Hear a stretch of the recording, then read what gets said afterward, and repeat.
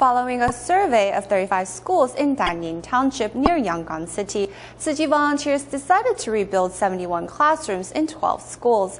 In our next report, we follow construction supervisor Zhou Zhifeng to the construction site to learn more about the problems he and his construction team came across. Since the devastating cyclone Nargis in 2008, Tzu Chi volunteers have continued to help survivors get back on their feet. While serving the living conditions of local residents, volunteers discovered that many school buildings were in urgent need of repair. These walls are made of bricks and wood, so whenever it rains, water will seep into the classrooms from here. Later, the Tzu Chi Foundation decided to help 12 schools rebuild their classrooms. In charge of the construction is Zhou Zhifeng, who is an experienced constructor in Taiwan.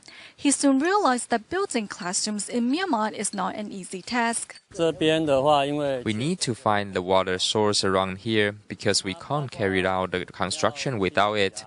We need to use water to clean up the area and mix the concrete.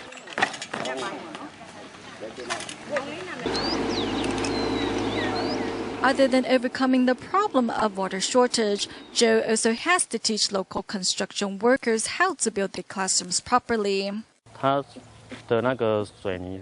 Please tell them they need to use more concrete and sand. I had to tell them to stop what they were doing because the method was wrong. I explained to them the correct way to build a classroom. It will take a while for them to learn and accept my suggestions. Also, large construction vehicles are not allowed in many villages. Cars can't even go through some of the villages, let alone the concrete truck. Some of the villagers didn't want our cars to go into their villages. We weren't allowed to move our construction materials over the wooden bridge, so we had to get men to carry everything to the other side.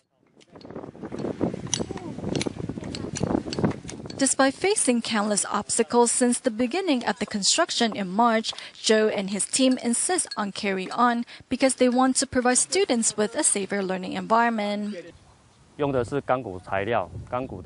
We are building these classrooms with environmentally friendly concepts in mind. From the structure of the building to the exterior walls, everything is recyclable. Currently, construction workers are working around the clock to make sure the new classrooms will be ready before the start of the new semester in June.